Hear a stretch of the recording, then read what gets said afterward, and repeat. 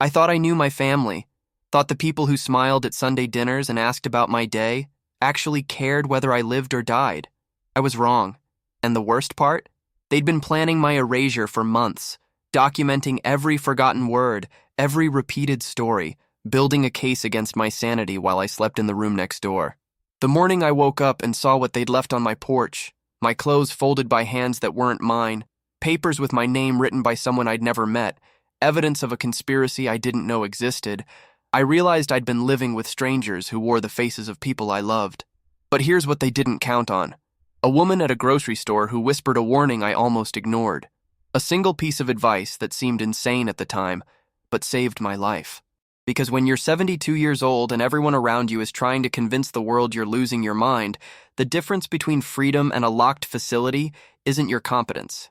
It's whether you can prove they're lying before they make their lies your reality. This is the story of how I fought back, how I lost everything to keep the one thing that mattered, and how sometimes winning costs more than surrender ever could. If you want to hear how this ends, if you want to know what that woman knew and how I survived what came next, stay with me. Subscribe to this channel, leave a like if this story resonates with you, and comment below telling me where you're watching from. Because what happened to me could happen to anyone, and you need to know the warning signs before it's too late. I woke up that Thursday morning to the kind of silence that makes your skin crawl. You know the type, the one that feels too thick, too present, like something living and breathing right beside you in the dark. My husband had left 3 days earlier for that fishing trip in Montana with his brother. 3 days. And in those 3 days, I hadn't touched a single dust cloth, hadn't run the vacuum, hadn't even wiped down the kitchen counters, all because of what that woman at the grocery store had whispered to me. The bedroom was cold, colder than it should have been for early September in suburban Ohio. I could see my breath forming tiny clouds as I exhaled, watching them disappear into nothing. My joints ached as I pulled myself up from the mattress, that deep, bone-tired ache that comes with 72 years of living. But it wasn't the cold or the pain that made my heart start hammering against my ribs like a trapped bird. It was the light. There was light coming from beneath the patio door curtains, not sunlight. I'd lived in this house for 43 years. I knew every angle of morning sun, every shadow it cast across our cream-colored carpet. This was different. This was the harsh, fluorescent glow of the motion sensor light we'd installed on the back porch 2 summers ago. The one that only turned on when something or someone moved across the sensor. My fingers trembled as I reached for my robe. That old burgundy terry cloth thing my daughter-in-law Claire always said made me look like a grandmother from a Hallmark movie. She said it like it was an insult.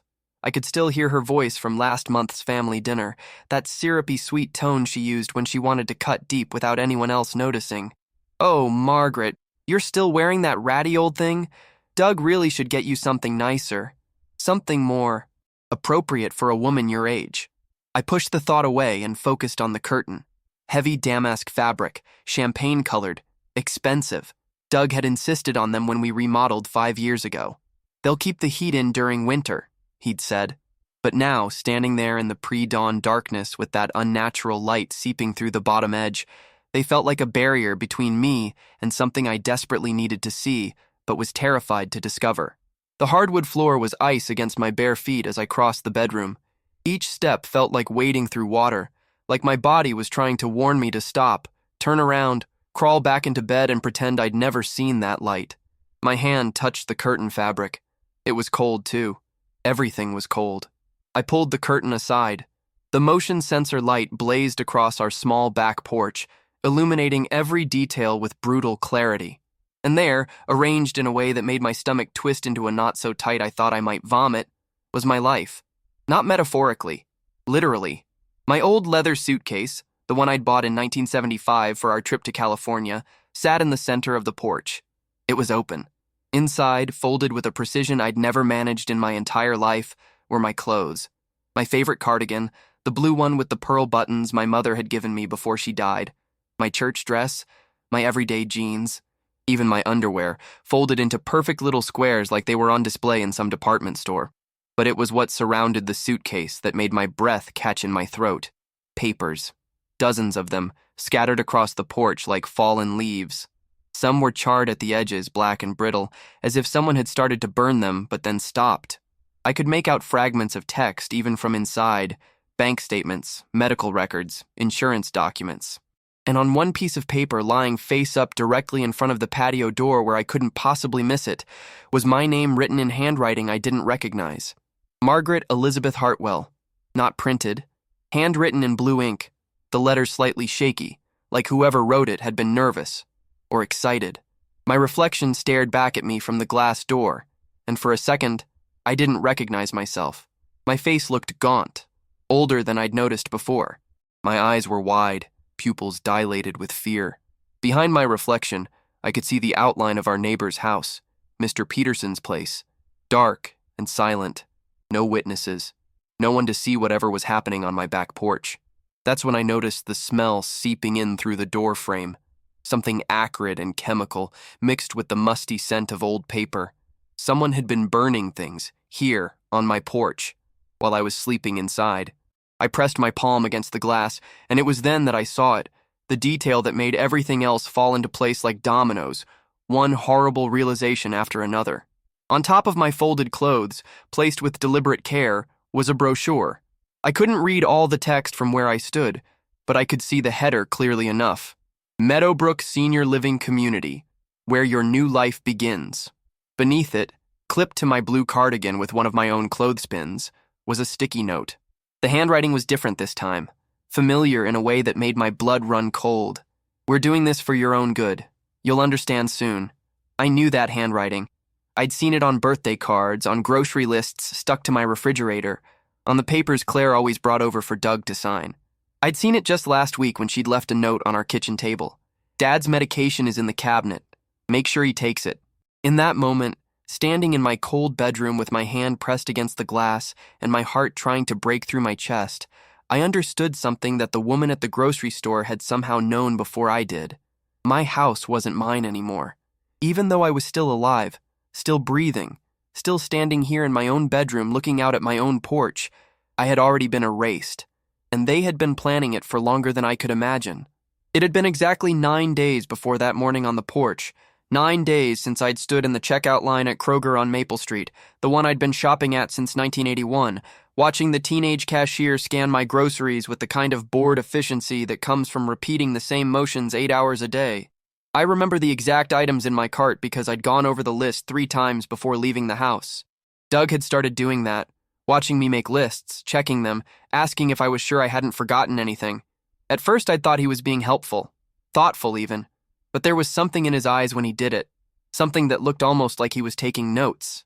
Milk, bread, coffee, eggs, ground beef for the meatloaf Doug liked on Sundays, a box of Earl Grey tea because it was on sale, bananas, still slightly green because they'd last longer that way. Nothing unusual, nothing that would suggest what was about to happen. The store had that late afternoon energy, tired mothers with crying toddlers, elderly couples moving slowly through the aisles, a few people in business suits grabbing quick dinners on their way home from work. The fluorescent lights hummed overhead, that constant electrical buzz that you stop noticing after a while. Music played softly from speakers I couldn't see, some instrumental version of a song I used to know all the words to, but couldn't place anymore. I was loading my cloth shopping bags, the reusable ones Claire had given me last Christmas with that pointed comment about how I needed to be more environmentally conscious when I felt it, that prickle on the back of your neck when someone's watching you. I looked up and she was there. She was probably in her mid-50s, maybe 60. Hard to tell. She had that weathered look some women get when they've lived through things they don't talk about. Her hair was pulled back in a loose ponytail, gray streaks running through brown, and she wore a faded denim jacket over a white t-shirt. Nothing remarkable. Nothing that would make you look twice if you passed her on the street. But her eyes. God, her eyes were urgent in a way that made my hands still on the bag of coffee I was holding. She moved closer, and I caught the scent of cigarette smoke and something floral. Cheap perfume. The kind they sell at drugstores. Her cart was empty except for a single box of crackers and a bottle of water. Like she'd come into the store just to buy something. Anything. So she wouldn't look suspicious standing there. "Excuse me?" she said, her voice low, barely above a whisper. She glanced over her shoulder at the cashier, who wasn't paying attention to us at all, then back at me. "I know this is going to sound crazy. I know you don't know me, but I need to tell you something." My first instinct was to step back. We'd had warnings about scams targeting seniors at the community center, people pretending to be from the IRS, or telling you your grandchild was in jail and needed bail money. I'd always thought I was too smart to fall for something like that. "I'm not asking for money," she said quickly, reading my expression. "I'm not trying to sell you anything. She pressed her lips together, struggling with something. "I used to work at Meadowbrook, the senior living place on Route 33. You know it?" I nodded slowly. I knew it. Everyone in town knew it. It was one of those expensive facilities where families sent their elderly parents when they wanted to look like they were doing the right thing. Claire had mentioned it once at dinner, casually, like she was just making conversation. "I don't work there anymore," the woman continued, her words coming faster now, like she was afraid she'd lose her nerve. "I quit 3 months ago because of what I saw. The things families do, the way they prepare things." The way she said prepare made my stomach tighten. "I saw your picture," she said, and reached into her jacket pocket. For a second, I thought she was going to pull out a weapon, and I actually took a step backward, bumping into my shopping cart. But it was just a piece of paper folded small. She didn't unfold it, didn't show it to me, just held it in her trembling hand. "They brought it in last week. Your daughter-in-law. She was asking questions about availability, about the process for admitting someone who might be resistant." That's the word she used, resistant. The woman's jaw clenched. "She had this folder with her, papers, documents, and your picture was clipped to the front." My mouth went dry. The store sounds around us, the beeping scanners, the muzak, the conversations, all seemed to fade into a dull roar. "Why are you telling me this?" I managed to ask. "Because I saw what they wrote on your file." Her eyes were wet now, shining under those harsh fluorescent lights. They'd already started the paperwork, already had a doctor lined up to sign off on cognitive decline, already had dates picked out. It was all planned, every detail, and you were just living your life, not knowing. She pressed the folded paper into my hand before I could refuse it. "When your husband leaves town, and he will, they mentioned a trip, don't clean the house. Don't touch anything. Don't move anything. Let everything stay exactly where it is." She gripped my wrist, her fingers cold and desperate. "They're going to try to make it look like you can't take care of yourself. They need evidence. Don't give it to them." "I don't understand." "You will," she said, and there was such sadness in her voice that it made my chest ache. "I'm sorry I can't tell you more. I signed papers, but I couldn't let them do this to another person without at least trying to warn them." She released my wrist and stepped back, glancing around nervously. "I was never here. We never spoke. Throw away that paper after you read it. And please," her voice cracked, "please be careful. They're very good at making it look like they're helping." Then she was gone, abandoning her cart right there in the checkout lane and walking quickly toward the exit. I watched her push through the automatic doors and disappear into the parking lot, into the golden late afternoon sunlight that suddenly seemed too bright, too normal for what had just happened. I looked down at the paper in my hand. My fingers were shaking so badly I could barely unfold it. Inside, written in the same shaky handwriting I'd seen on the note clipped to my cardigan 9 days later, was a single sentence. "They've been planning this for 6 months." I'd laughed. Standing right there in Kroger with my groceries half-bagged and my heart pounding, I'd actually laughed. Because it was absurd, ridiculous. The ravings of some disturbed woman who'd probably been fired from her job and was looking for revenge. But I'd kept the paper. And when Doug mentioned his fishing trip to Montana the next morning, I'd felt something cold settle in my stomach. And I'd done exactly what she said. I hadn't cleaned a thing. The comments started 3 months before the woman at Kroger. 3 months before I knew I needed to pay attention. It was Claire who planted the first seed, and she did it so beautifully that I almost thanked her for it. We were sitting in my living room on a Sunday afternoon in June, the kind of perfect summer day where the breeze comes through the screen door and makes the curtains dance. Doug had fallen asleep in his recliner watching a baseball game, his mouth slightly open, that soft snoring sound he always denied making. Claire's son, my grandson Tommy, 8 years old with his father's dark hair and his mother's calculating eyes, was playing with his toy cars on the carpet. Claire had brought lemon bars. "Homemade," she said, though I recognized the container from Costco. She set them on the coffee table between us and smiled that smile that never quite reached her eyes. "Margaret, I have to tell you something funny," she said, settling into the couch with her wine glass. She always brought her own wine to our house. Said our taste was too sweet for her palate. You told me about your garden club meeting 3 times this week. 3 separate times. The exact same story about Helen's roses. I'd laughed along with her because that's what you do, isn't it? You laugh when someone points out your mistakes. You make it seem like it doesn't bother you. Did I? Oh my goodness. I'm getting forgetful in my old age, I'd said, playing my part perfectly. It's not that you're getting old, Claire had responded, reaching over to pat my hand like I was a child who'd spilled milk. It's just, it happens. My mother started doing the same thing around your age. Around your age. I was 72. Her mother had been diagnosed with dementia at 74. The connection was there, hovering in the air between us like smoke, and I was supposed to breathe it in and accept it. After that day, I started noticing them everywhere. These little comments, these casual observations that felt like pinpricks, so small you couldn't complain about them without seeming paranoid, but constant enough that they began to form a pattern. 2 weeks later, at a family barbecue at Claire and Doug Jr.'s house in the suburbs, I'd been telling Doug's brother Frank about the new book I'd read. Historical fiction about World War II, something with a complicated plot involving resistance fighters and coded messages. I was halfway through explaining the twist ending when Claire appeared beside us with a pitcher of iced tea.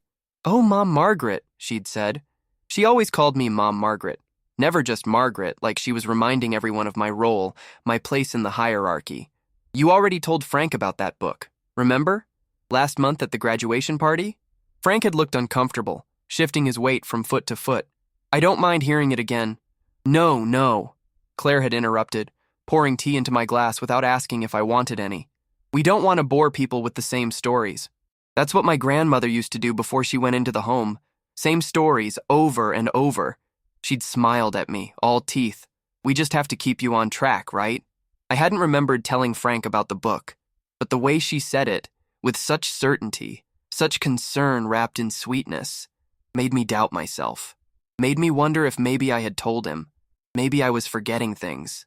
Maybe I was becoming exactly what she was suggesting. The really insidious part was how Doug started joining in. My own husband. The man I'd been married to for 51 years.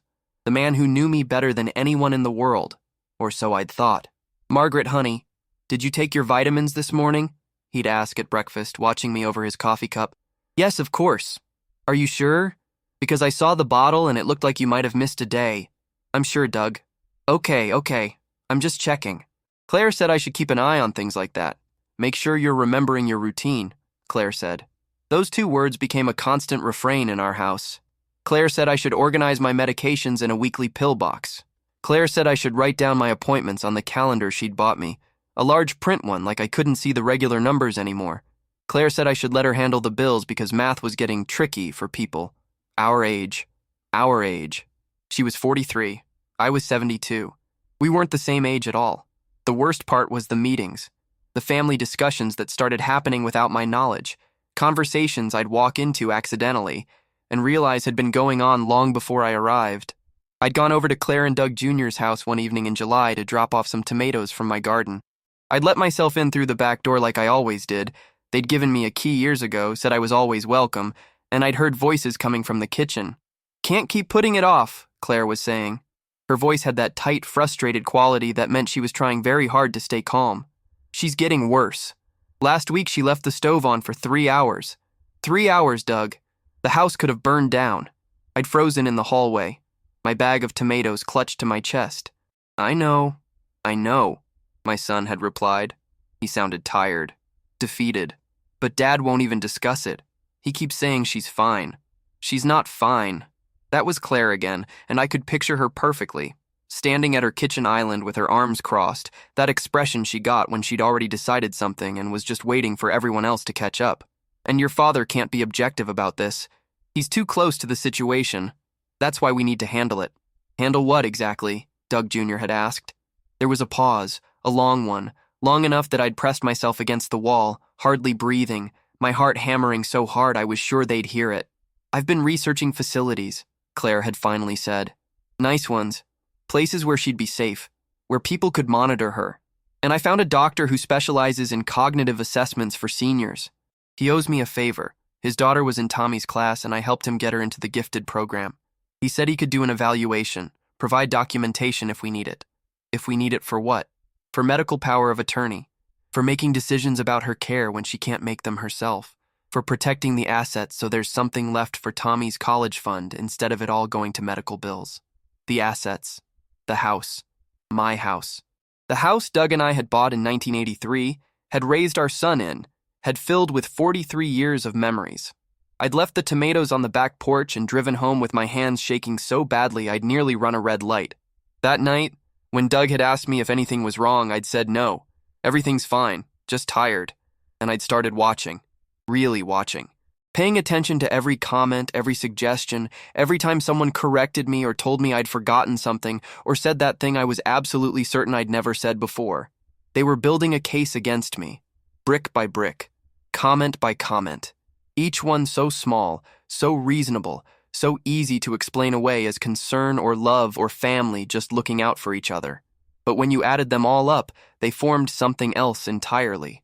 A cage made of words. A prison made of care. And I was trapped inside it, watching them construct the walls around me while everyone smiled and told me it was for my own good. Her name was Sandra, and she arrived on a Tuesday morning in early August with a smile that was meant to be comforting but made my skin crawl. I'd been sitting at my kitchen table drinking coffee and working on a crossword puzzle when the doorbell rang. Through the frosted glass of the front door, I could see a shape, someone short and round, holding what looked like a large bag. My first thought was that it was a delivery, maybe something Doug had ordered online without telling me. He'd been doing that more often lately, handling things without asking, making decisions like I wasn't capable of having an opinion anymore. I opened the door, and she was standing there in pale blue scrubs decorated with little cartoon hearts. She was maybe 55, with gray blonde hair pulled back in a practical bun and the kind of comfortable shoes nurses wear for 12-hour shifts. Her face was pleasant, unmemorable, the kind of face you'd forget 5 minutes after meeting her. "Mrs. Hartwell?" she said, like she'd been expecting me to answer the door, like she knew exactly who would be standing there. "Yes? I'm Sandra Kowalski. I'm the home health aide your family arranged." She said it so casually, so matter-of-factly, like I should have known this information already, like I was the one who'd somehow forgotten. My stomach dropped. "I don't understand. I didn't arrange for any home health aide." Her smile never wavered. "Oh, I know you didn't, sweetie. Your son and daughter-in-law set it up. They called my agency last week, said you'd been having some trouble keeping up with things around the house and could use a little extra help." She gestured to her bag. "I'm here 3 days a week, Tuesdays, Thursdays, and Saturdays. Just a few hours each day to help with light housekeeping, medication management, meal preparation, whatever you need." "I don't need help," I said, my voice coming out sharper than I'd intended. "There's been a mistake." Sandra's expression shifted into something I'd seen before on Claire's face. That look of patient understanding, like she was dealing with a difficult child who didn't know what was good for them. "I know this can be a hard adjustment," she said softly, taking a small step closer to the door. Not pushing, but not retreating either. "A lot of my clients feel that way at first. It's completely normal to want to maintain your independence. But your family loves you, Mrs. Hartwell. They're just worried about you. And honestly, from what they told me, I think having someone check in on you regularly is a really good idea." "What did they tell you?" The words came out before I could stop them, and I hated how defensive I sounded. Hated that this stranger had information about me, about my life, that I hadn't given her permission to know. Sandra shifted her bag to her other shoulder. "Just that you've been having some memory issues. Forgetting to take your medications, leaving appliances on, repeating yourself. Little things that add up. Nothing to be embarrassed about. It happens to lots of people as they get older. That's why I'm here, to help you stay in your home safely for as long as possible. As long as possible. Like it was inevitable that I wouldn't be able to stay. Like my time here had an expiration date that everyone but me could see. I haven't forgotten my medications," I said, "and I've never left the stove on." But even as I said it, doubt crept in, because Claire had mentioned the stove incident, had talked about it at that family meeting I'd overheard. 3 hours, she'd said. Had that really happened? I tried to remember, tried to pull up a specific memory of leaving something on the stove, and came up empty. But that didn't mean it hadn't happened, did it? Maybe I had forgotten. Maybe that's why I couldn't remember it. Sandra's eyes were kind, too kind. The kind of kindness that comes from pity, not respect. "Why don't I just come in for today?" she suggested. We can get to know each other a little bit. I'll make you some lunch, we can chat. If you really don't want me to come back after today, you can tell your family that. But let's just see how it goes. What do you say? And because I didn't know what else to do, because she was standing there on my porch, and I couldn't think of a good reason to turn her away that wouldn't make me sound exactly like what they were trying to prove I was. Difficult, resistant, unable to accept help. I stepped aside and let her in. That was my first mistake. Sandra moved through my house like she already knew the layout. Walked straight to the kitchen, set her bag on the counter, and started opening cabinets. Just familiarizing myself with where everything is, she explained, pulling out my coffee mugs, my plates, my grandmother's good china that I only used for holidays. She touched everything with casual ownership, like these were her things, her space. I stood in the doorway watching her, feeling like a guest in my own home. She found my medications in the cabinet above the microwave, just my blood pressure pills and a multivitamin, nothing complicated, and made a small humming sound. These should really be organized better, she said, pulling out a 7-day pill organizer from her bag. One of those plastic containers with little compartments labeled with the days of the week. I'll get you set up with this. It'll make it easier to keep track of whether you've taken them or not. I know whether I've taken them. Of course you do, sweetie. That word again. Sweetie. Like I was 5 years old. But this way you'll have a backup system, visual confirmation. It'll give you peace of mind. She started filling the compartments, reading the labels on my prescription bottles with intense focus. I watched her write something down in a small notebook she'd pulled from her scrubs pocket. Notes. She was taking notes about my medications. About me. What are you writing? I asked. Sandra looked up, still smiling. Just keeping a log for your family. They asked me to document your daily routine, how you're managing things, any concerns I might have. It's standard procedure for home health care. Helps everyone stay on the same page about your well-being. Helps everyone stay on the same page. What she meant was, helps them build their case. She worked efficiently, moving from task to task with practiced ease. She wiped down my counters even though they were already clean. Reorganized my refrigerator, throwing out a container of leftover soup that was only 2 days old because it might not be good anymore. She asked me questions that seemed innocent but felt like tests. When did you last see your doctor, Mrs. Hartwell? What time does your husband usually get home from work? Doug had been retired for 7 years. Do you remember what you had for breakfast this morning? Each question followed by that same gentle smile, that same patient tone, and I could feel my answers being weighed, measured, added to whatever report she'd be giving my family later. The worst part came after lunch. Sandra had made me a sandwich, turkey and cheese on wheat bread, cut diagonally like I was a child, and we were sitting at the kitchen table. She pulled out a folder from her bag. Your daughter-in-law asked me to have you sign some paperwork, she said, sliding a form across the table toward me. It's just consent forms for the home health services, standard stuff. It confirms that you agree to my visits and that I have permission to help with your personal care. I looked at the paper. It was dense with legal language, paragraphs of tiny text that made my eyes hurt to read. At the bottom was a line for my signature. I need to read this first, I said. Of course, take your time. Sandra got up and started washing the lunch dishes, giving me space but staying close enough that I knew she was waiting. I tried to focus on the words, but they swam in front of my eyes. Authorization to administer medications, permission to make decisions regarding daily care, right to share medical information with designated family members. It seemed standard, like Sandra had said, but something about it made my hands shake as I held the paper. Do you have any questions? Sandra asked from the sink, her voice cheerful and helpful. I wanted to say yes, wanted to ask why they needed this in writing, why they needed my signature on something that seemed so simple, but I could already hear how it would sound. Could already imagine Sandra going back to Claire and saying she seemed confused by basic paperwork, couldn't understand simple consent forms. So I signed it. Right there at my kitchen table with my favorite coffee mug growing cold beside me, I signed away something I didn't fully understand, because I was more afraid of seeming incompetent than I was of what I might be agreeing to. Sandra witnessed my signature with a smile. Perfect. I'll make copies and give one to Claire. She'll be so pleased that you're being cooperative about this. Cooperative. Like I was a problem that needed managing. After she left, I sat at that table for a long time, staring at my empty coffee cup and wondering when exactly I'd lost control of my own life.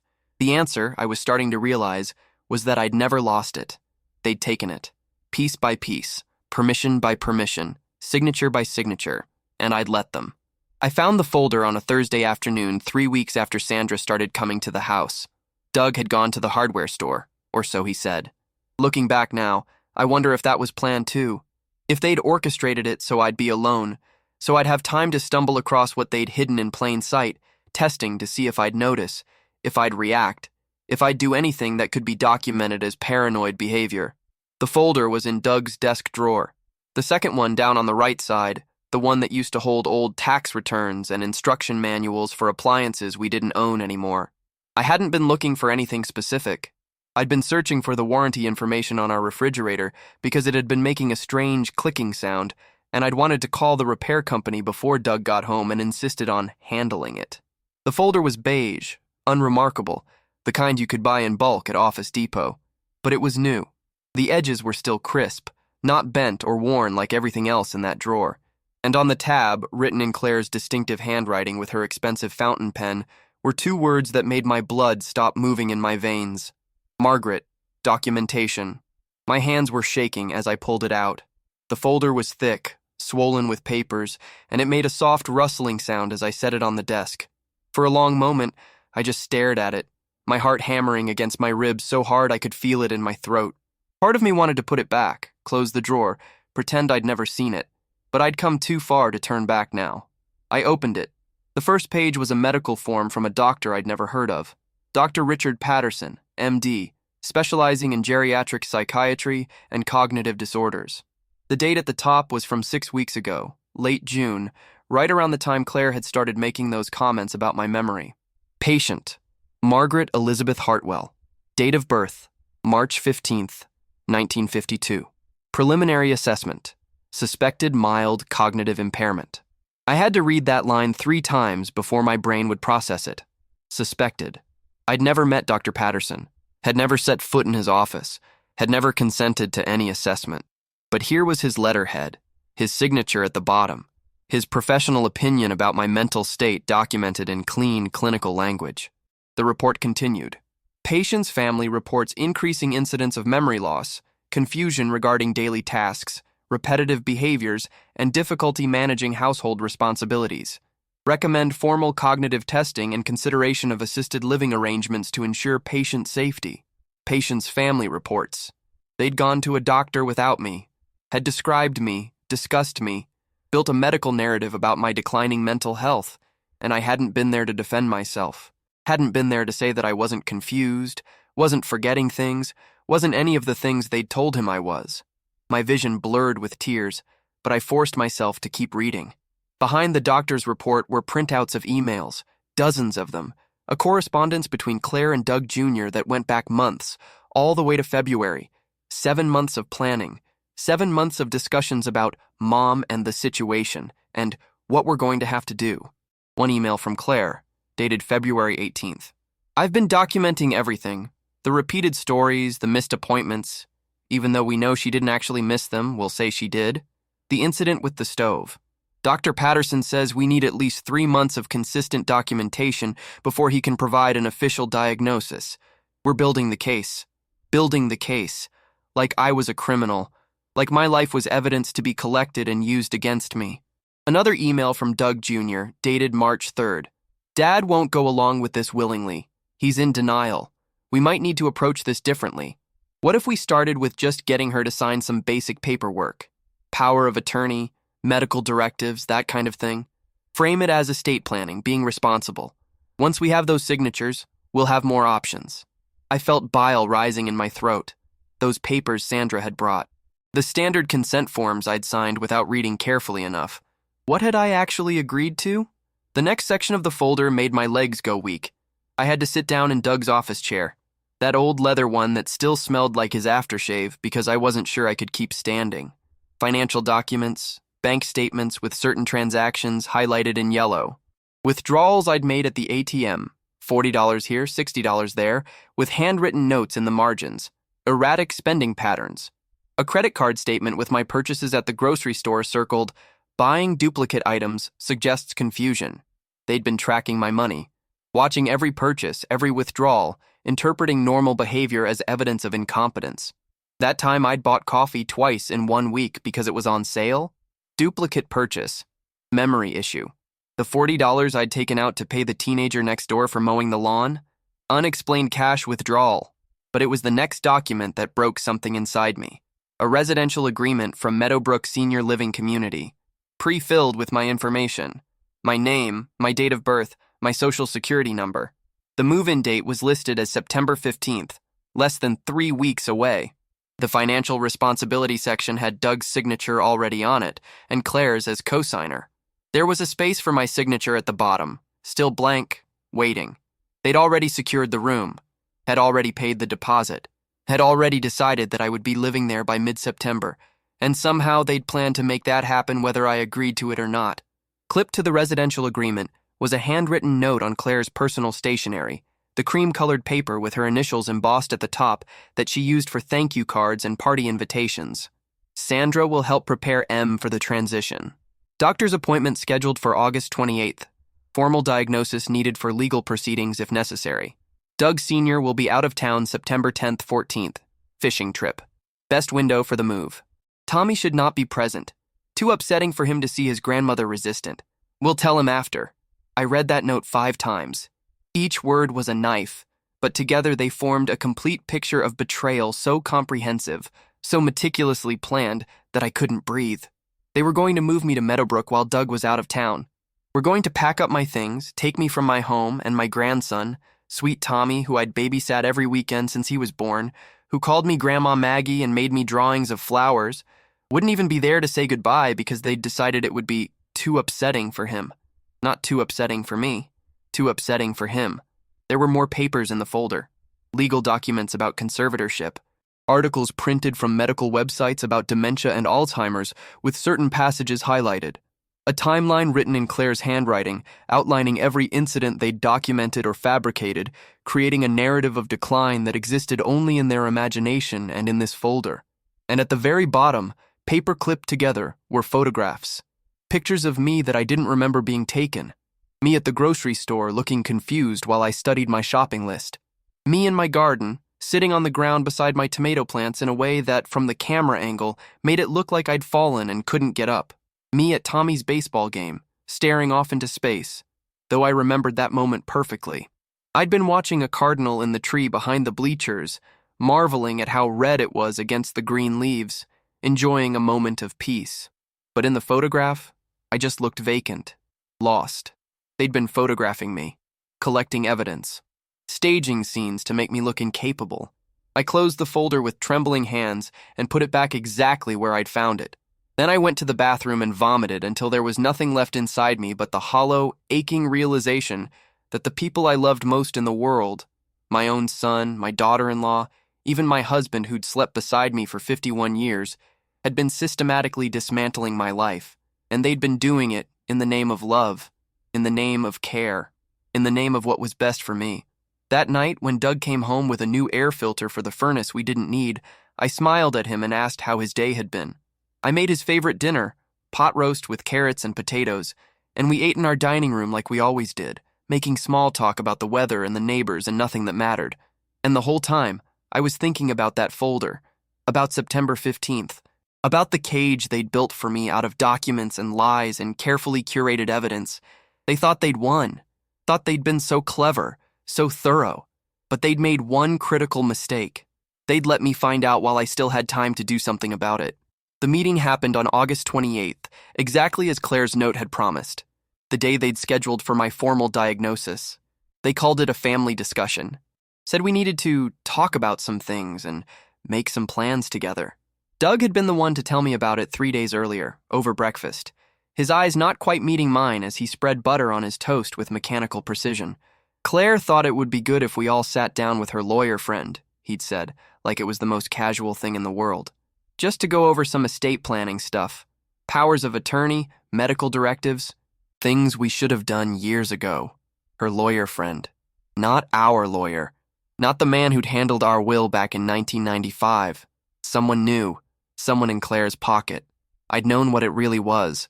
Had known since finding that folder that this day was coming. But I'd smiled and nodded and said, "Of course, honey. That sounds very responsible. The performance of my life.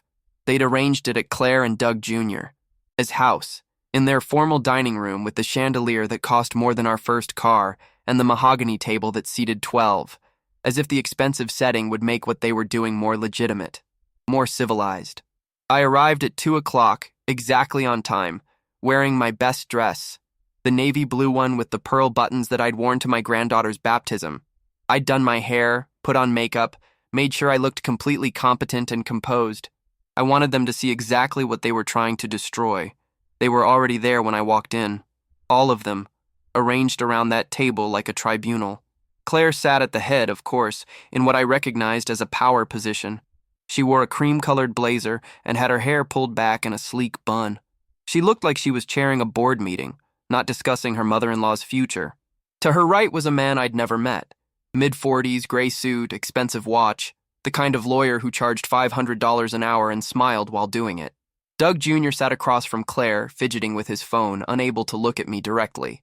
And Doug, my Doug, sat at the far end of the table, his face pale and miserable, his hands clasped in front of him like he was praying.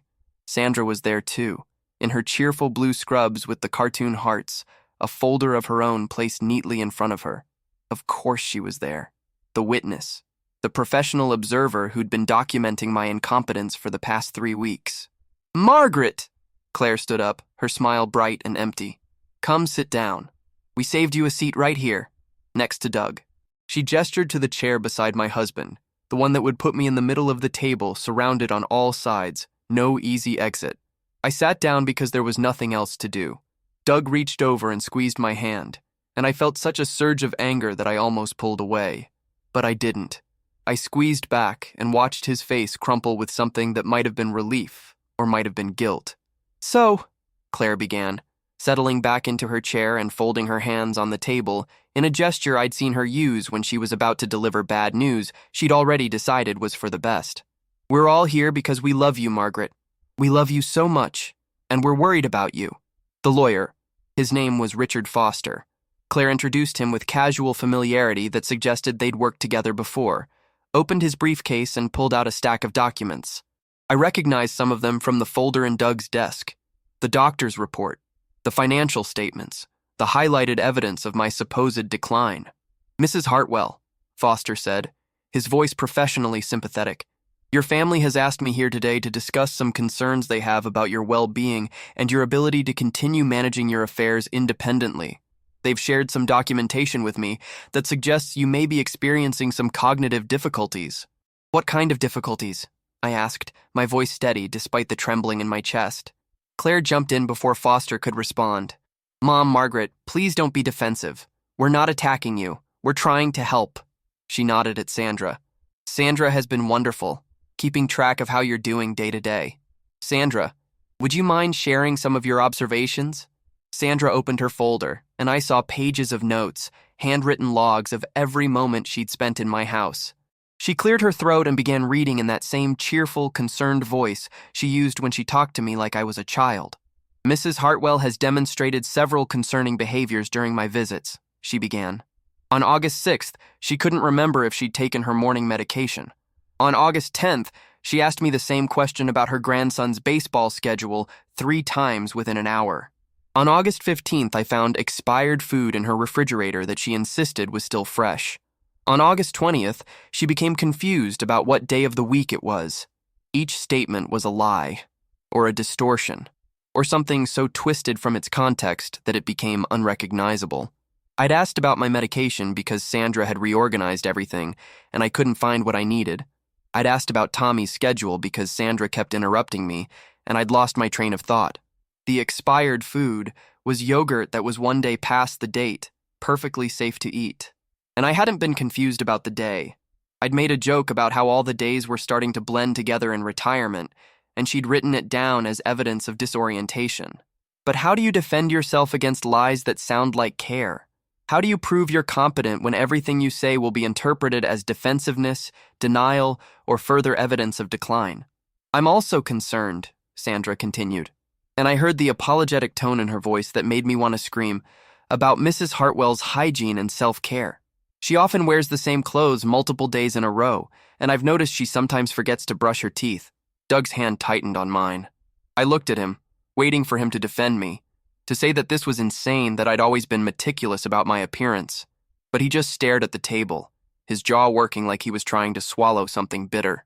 Based on these observations, Foster said, pulling out another document, and on the preliminary assessment from Dr. Patterson. I've never met Dr. Patterson, I interrupted, my voice louder than I'd intended. Everyone looked at me. Claire's expression shifted into that patient, pitying look I'd come to hate. Mom, we told you about that appointment. You went with Doug Jr. back in June. Don't you remember? Her tone was gentle, coaxing, like she was trying to help me remember something I'd forgotten. Margaret, honey, Doug finally spoke, his voice cracking. You did. I was there. We all went together. You don't remember. And that's when I understood the full scope of what they'd done. They hadn't just documented false evidence. They'd created false memories. Were gaslighting me in front of witnesses, making me doubt my own recollection of events, making me seem exactly as confused and unreliable as they needed me to be. Foster continued as if I hadn't spoken. Dr. Patterson has recommended a comprehensive cognitive evaluation, but based on the current documentation, he believes there's sufficient cause for concern to warrant immediate protective measures. That's why we're here today. Your family wants to ensure you're safe and cared for. He slid a document across the table toward me. I recognized it immediately, the medical power of attorney, the one that would give Claire and Doug Jr. the legal right to make all my healthcare decisions, the one that would let them put me in Meadowbrook whether I wanted to go or not. We just need you to sign here, Foster said, pointing to a line at the bottom of the page. And here, an initial here.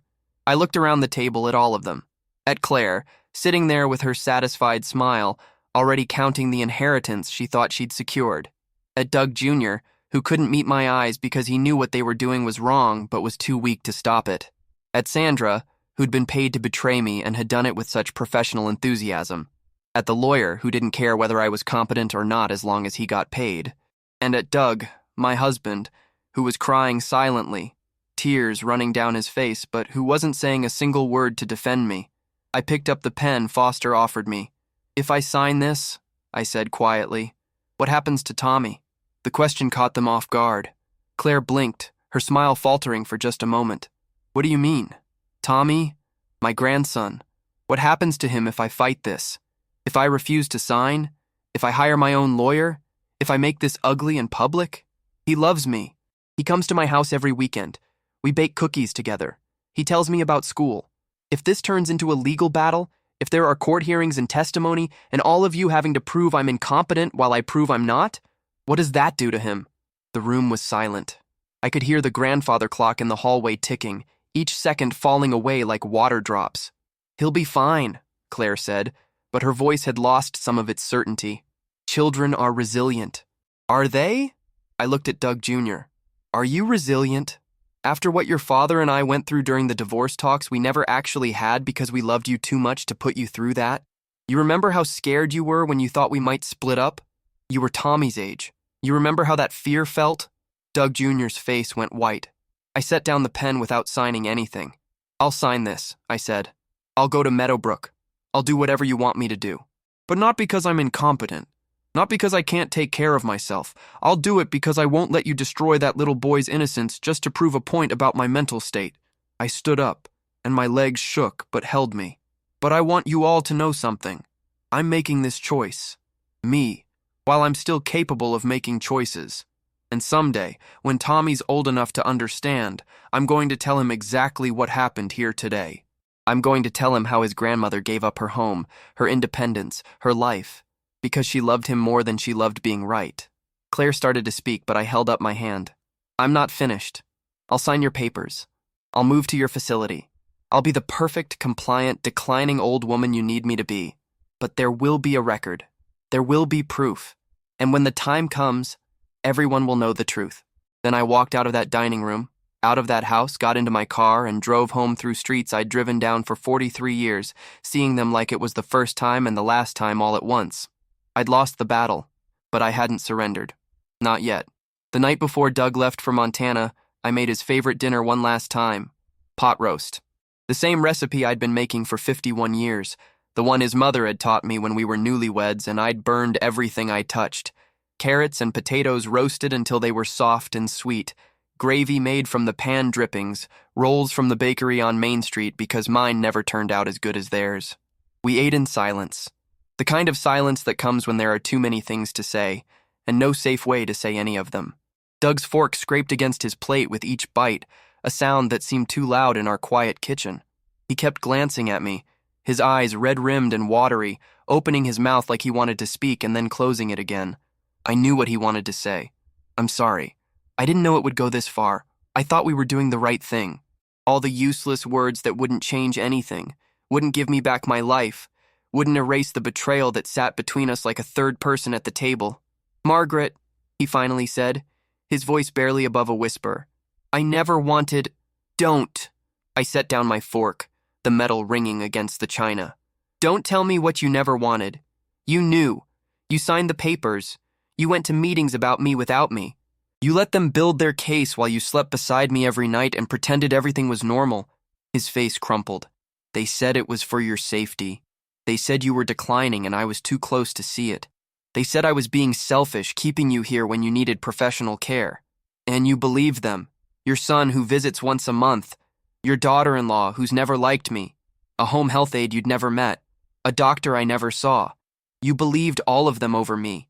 I didn't know what to believe anymore, he said, and the defeat in his voice might have moved me once, before I found the folder, before I sat in that dining room and watched them dissect my competence like I wasn't even there. You have been forgetting things, Maggie. Little things. You told me the same story about Helen's roses twice in 1 week. You asked me if I'd called the plumber about the sink when I just told you 10 minutes before that I had. I forgot one thing. I repeated one story. That's not dementia, Doug. That's being human. That's what happens when you're 72 years old and you've lived enough life that sometimes the days blur together. I felt tears burning behind my eyes but refused to let them fall. But you let them turn those normal moments into evidence.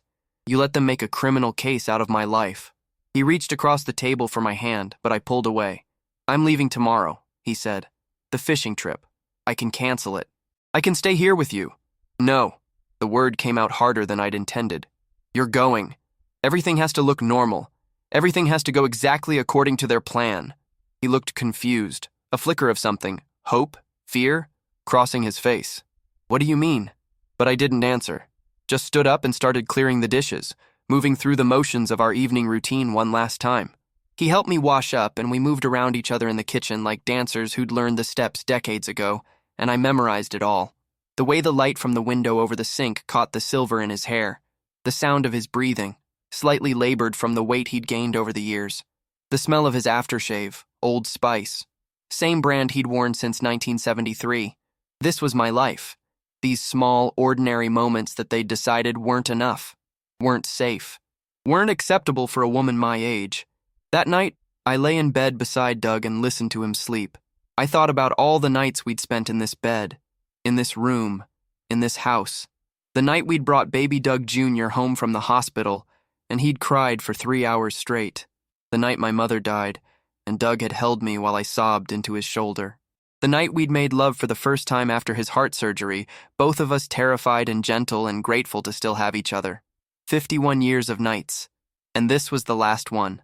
At 3 a.m, I got up and went to the spare bedroom, the one we'd turned into an office. I sat at the computer, the one Claire said I couldn't figure out how to use anymore, another lie in her collection, and I wrote everything down, every detail I could remember, every document in that folder, every conversation I'd overheard, every false observation Sandra had made, every moment of gaslighting, every manufactured incident, every calculated step of their plan.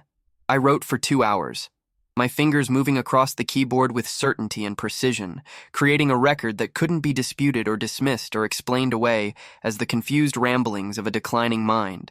Then I printed it, 3 copies, sealed them in envelopes, addressed them carefully.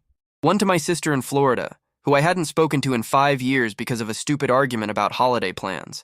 One to our old family lawyer, Jim Peterson, who'd retired, but who I trusted more than anyone else in the world. And one to Tommy, to be opened when he turned 18, 10 years from now, when he'd be old enough to understand what his parents had done and why his grandmother had made the choice she made. I hid the envelopes in different places around the house. Places Claire wouldn't think to look, places that would survive her cleaning out my possessions after I was gone, behind books on the shelf, taped to the underside of a drawer, inside the lining of my winter coat. Then I went back to bed and waited for morning. Doug left at 6 a.m., kissing my forehead like he always did before a trip, his eyes full of guilt and love and relief that he wouldn't have to watch what came next. "I love you, Maggie," he said at the door, his fishing gear packed in the truck. "I know you do," I replied. And the terrible thing was, it was true. He did love me. He just loved his son more, loved his grandson more, loved the idea of doing the right thing more than he loved actually knowing what the right thing was. After he left, I followed the woman from the grocery store's advice. I didn't clean, didn't straighten, didn't touch anything. I let the breakfast dishes sit in the sink, left my coffee cup on the table, dropped a towel on the bathroom floor, created the evidence of incompetence they needed to see, and I waited. Claire came 2 days later, 3 days before my scheduled move to Meadowbrook. She let herself in with the key I didn't know she had, called out, "Mom, Margaret," in that cheerful, concerned voice, and I heard her walking through my house, taking inventory. I was sitting in the living room, in my favorite chair by the window, wearing my old burgundy robe. Not because I'd forgotten to get dressed, because I wanted her to see exactly what she expected to see. "Oh, Margaret," she said, coming into the room with Sandra right behind her. Of course Sandra was there, the witness, the professional observer. "Sweetie, you're not dressed. And the house?" She looked around at the calculated mess I'd created. "We need to get you ready. We need to help you pack." "I don't want to go," I said, making my voice small and confused and frightened, playing the part they'd written for me. "I know, honey, but it's for the best. You'll be so much happier at Meadowbrook. They have activities and friends and people to take care of you."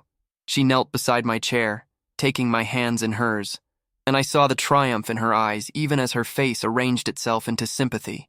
"Doug will come visit as soon as he's back from his trip, and Tommy will come too. You'll see them all the time." Lies. All lies. But I nodded like I believed her. They spent the next hour packing my things, deciding what I'd be allowed to keep and what would be sold or donated or thrown away.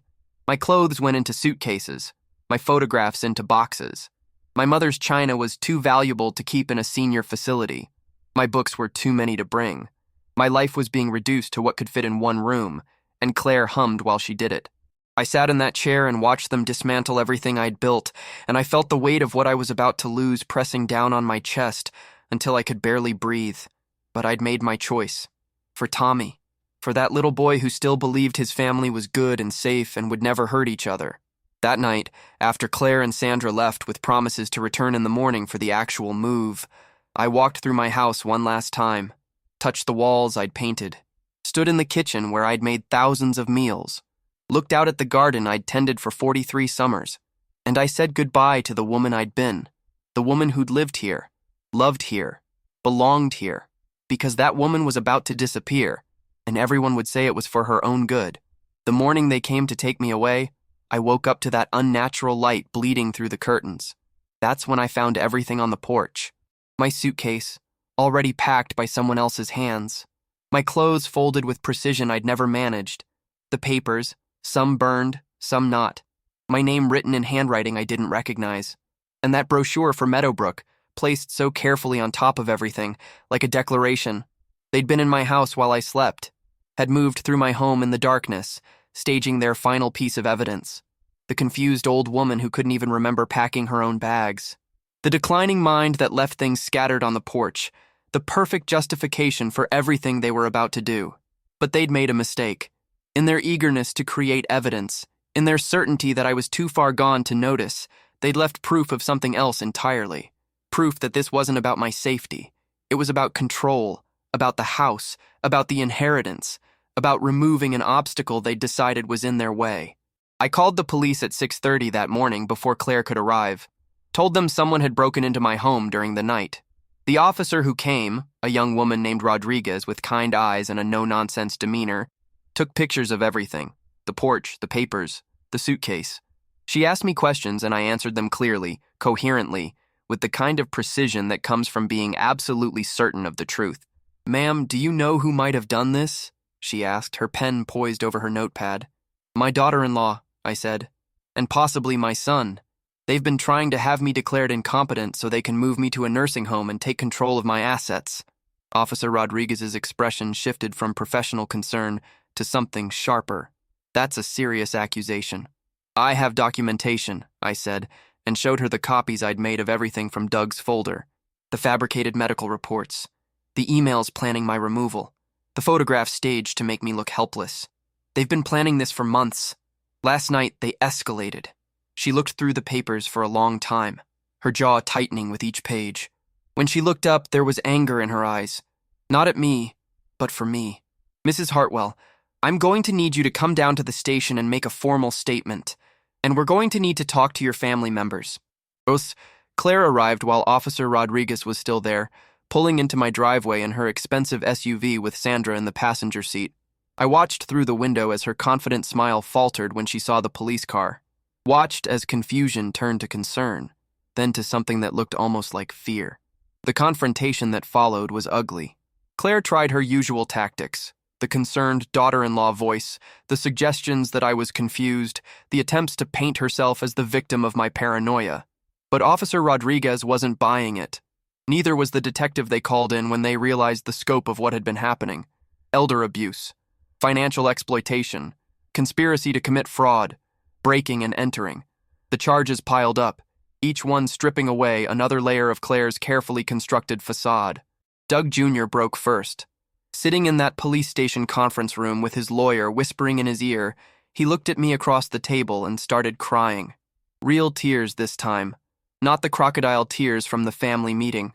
"Mom, I'm so sorry," he said, his voice cracking. "I didn't know it had gone this far. Claire said she was just helping you, that the doctor had confirmed you needed care.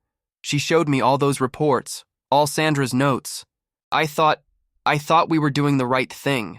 You thought it was easier to believe I was losing my mind than to question your wife," I said, and watched him flinch like I'd struck him. "You chose her version of reality over knowing your own mother." The investigation took 3 months. 3 months of interviews and document analysis and testimony from experts who examined Dr. Patterson's fraudulent report and Sandra's falsified care logs. 3 months of watching my family's lies unravel in public exactly as I'd warned them would happen. Dr. Patterson lost his medical license. Sandra was charged with fraud and conspiracy. Claire faced multiple felonies. Doug Jr. was named as an accomplice, though the prosecution offered him a deal in exchange for his testimony against Claire. And me? I got to keep my house, my independence, my life, but I lost everything else. Doug came back from Montana to find his son facing criminal charges and his daughter-in-law arrested. He looked at me like I was a stranger, like the woman he'd been married to for 51 years had been replaced by someone he didn't recognize. "Did you have to go to the police?" he asked me the night after Claire's arraignment. "Did you have to make it public? We could have handled this as a family." "We weren't a family," I said. "We were a conspiracy with one victim, and I refused to keep being that victim just so everyone else could feel comfortable." He moved out 2 weeks later, filed for divorce a month after that, said he couldn't stay married to someone who'd destroyed our son's life, as if our son hadn't participated in trying to destroy mine. Tommy stopped coming to visit. Claire had poisoned that well thoroughly, told him that Grandma Maggie was mean and had hurt Mommy for no reason. He was 8 years old, too young to understand conspiracy and fraud and gaslighting, old enough to know that his world had fallen apart, and somehow I was at the center of it. That loss, losing Tommy, hurt more than anything else, more than Doug leaving, more than Doug Jr.'s betrayal, more than watching Claire being led away in handcuffs, because I'd done it all for him, had been willing to give up everything to protect his innocence, and in the end, I'd lost him anyway. My sister in Florida called after she received her envelope. We talked for 6 hours, crying and laughing and mending fences I thought were permanently broken. She visits now, twice a year, and we're rebuilding something we should never have let fall apart. The house is quiet, too quiet sometimes. I eat dinner alone, watch television alone, wake up in the morning to silence that isn't comfortable anymore, just empty. But it's my silence, my emptiness, my life, on my terms. People in town look at me differently now, some with pity, the poor old woman whose family betrayed her, some with admiration, the fighter who stood up for herself, some with suspicion. Maybe she really was declining. Maybe she overreacted. Maybe the family was right and she was just too stubborn to accept help. I don't care what they think. I know the truth. I have the documents. I have the police reports. I have the court records. I have proof that I was right, that I was sane, that I was the victim of a calculated conspiracy to steal my life. But proof doesn't keep you warm at night, doesn't show up for Sunday dinner, doesn't call to say they love you. The woman from the grocery store never came back. I looked for her, asked around, but it was like she'd never existed. Sometimes I wonder if she was real at all, or if she was just my own instinct, my own knowledge that something was wrong, manifesting in a form I could accept. When your husband leaves, don't clean the house, she'd said, and I hadn't. And in the mess I'd left behind, in the evidence I'd allowed to accumulate, I'd found the proof I needed to save myself. But saving yourself and being happy aren't the same thing. I'm 73 now. I live alone in the house I fought so hard to keep. I'm safe. I'm independent. I'm exactly what I fought to remain, and I'm so lonely I sometimes think they won after all. Not because they got what they wanted, but because in fighting to keep my life, I lost everyone I'd wanted to share it with. That's the truth nobody tells you about standing up for yourself. Sometimes you win the battle and lose everything that made the battle worth fighting. They got the consequences they deserved. Claire served 18 months and is now on probation. Doug Jr. got community service and a permanently damaged relationship with his father. Sandra lost her nursing license. Dr. Patterson's practice closed. But I didn't get my family back. Didn't get my grandson. Didn't get my husband. I got justice. I got vindication. I got the truth recognized and recorded. And I learned that sometimes the truth costs more than lies ever could. I sit in my living room some evenings, in my favorite chair by the window, and I watch the sunset paint my walls gold. I think about the choice I made. Wonder if I'd make it differently if I could go back. Wonder if there was a way to expose the conspiracy without destroying everything in the process. But I know the answer. There wasn't. Evil that thorough, that calculated, that wrapped in false concern, it can only be fought with complete exposure. Half measures would have failed. Silence would have killed me, maybe not literally, but in every way that mattered. So I sit with my choice, with my empty house and my clear conscience and my documented victory. They took a lot from me, but they didn't take the truth. They got the house, or they tried to. I got to keep it, but in keeping it, I lost everything that made it a home. And that's a truth I'll carry for the rest of my life. So I ask you this, what would you have done if you discovered the people you loved most were systematically dismantling your life? Would you have fought back knowing it would cost you everything? Would you have chosen truth over family, justice over peace, loneliness over lies? Margaret made her choice. She saved herself but lost everyone she was trying to protect. And maybe that's the cruelest lesson of all. That sometimes doing the right thing doesn't lead to a happy ending. It just leads to survival. Raw, honest, painful survival. This story isn't just about elder abuse or family betrayal. It's about the moment we all fear, when the people who are supposed to love us decide we're inconvenient, when care becomes control, when help becomes a cage. Margaret's warning to us is simple. Pay attention. Trust your instincts. And never, ever let anyone convince you that their version of your reality is more valid than your own lived experience. Because the first step to erasing someone isn't physical. It's making them doubt themselves. If this story moved you, if it made you think about your own family or someone you know who might be going through something similar, please share it. Subscribe to this channel so you never miss a story that matters. Hit that like button if Margaret's courage resonated with you. And tell me in the comments, would you have made the same choice she did? Or would you have chosen differently? Because these conversations, these uncomfortable truths, are how we protect each other. And sometimes, a story like Margaret's is the warning someone else desperately needs to hear.